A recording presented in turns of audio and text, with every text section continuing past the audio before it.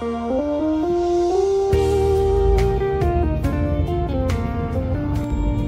तुम्हाला आता कॉस्कोलाच घेऊन जाते. तिकडे जाऊन बघूया आपण कुठली कुठली तेलं अवेलेबल आहेत आणि कुठली चांगली आहेत आणि कुठली नाही.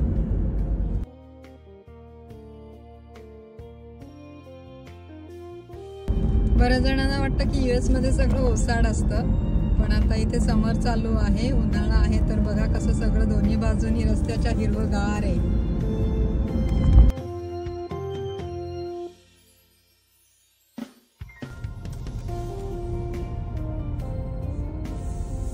चला आता मी पोचले इथे कॉस्कोच्या पार्किंग लॉट मध्ये.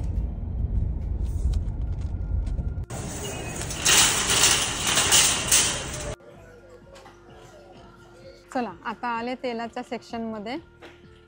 हे कुठलं इथे ऑलिव्ह ऑइल दिसते, त्याचे इन्ग्रेडियंट्स बघूयात आधी आपण. मागे काय लिहिलंय, रिफाइंड ऑलिव्ह ऑइल आणि 15% extra virgin oil olive oil आहे. म्हणजे रिफाइंड ऑइल म्हणजे हायली प्रोसेस्ड आहे, म्हणजे 85% हायली प्रोसेस्ड आहे. नको बाबा ही आपल्याला. आता इथे कुठलं आहे बघते, हे आहे organic extra virgin olive oil. ह्याचं मागचं लेबल बघूयात आपण. इथे हेच लिहिलंय organic extra virgin olive oil. हां, मग हे चांगलं वाटतंय. हे आहे extra light testing olive oil for frying and baking. अरे वा, फ्राईंगला पण चालेल, बेकिंगला पण चालेल, म्हणजे ह्याचा स्मोक पॉईंट जास्त असणार आहे. पण मागचं लेबल वाचल्याशिवाय बिलकुल घेणार नाही आहे मी. लेबलवर लिहिलं आहे olive oil composed of refined olive oil and virgin olive oil. Refined olive oil म्हणजे प्रोसेस्ड आहे, म्हणजे हे हायली प्रोसेस्ड आहे. आणि इथे पर्सेंटेज दिलेलं नाही आहे की किती % रिफाइंड आहे आणि किती % व्हर्जिन ऑलिव्ह ऑइल. हां, त्याच्यामुळे फ्राईंग अँड बेकिंगसाठी असलं तरी हा ऑप्शन तेवढा काही खास नाही आहे. आता पुढचं बघते, हे पण तेच आहे, पण इथे लिहिलं आहे olive oil with 15% extra virgin olive oil for sauteing and grilling. पण त्याचं हे बघूया मागची साईड. हां, मागच्या साईडवरती बघितल्याशिवाय कसं कळणार. हां, olive oil composed of refined olive oil and virgin olive oil. परत तेच आहे, म्हणजे 15% आहे व्हर्जिन ऑलिव्ह ऑइल आणि 85% प्रोसेस्ड वन. नको, राहू दे बाबा. ऑइल्स आहे तिथे, बापरे. आता हे कुठलं आहे, 3 ब्रांचेसचं एक्स्ट्रा व्हर्जिन ऑलिव्ह ऑइल. पटकन बघते मागे.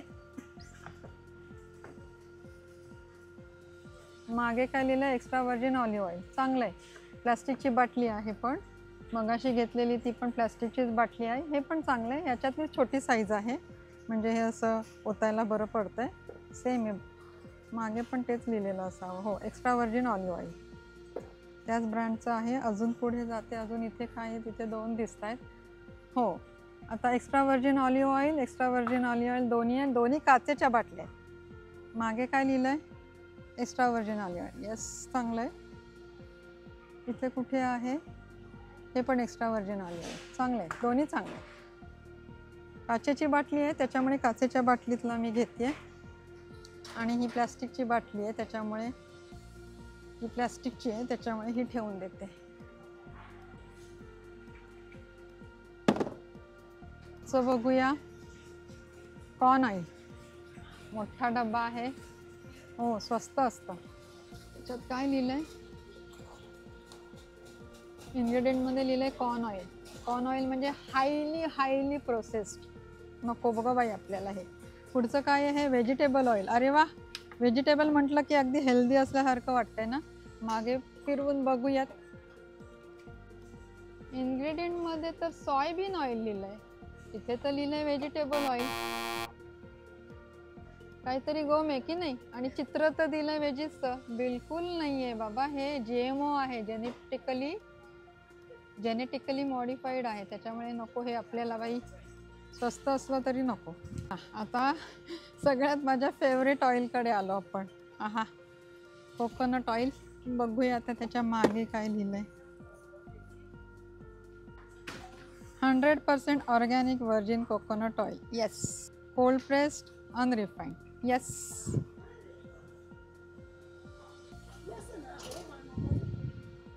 चला आता बाकीची पण खरेदी करून घेते.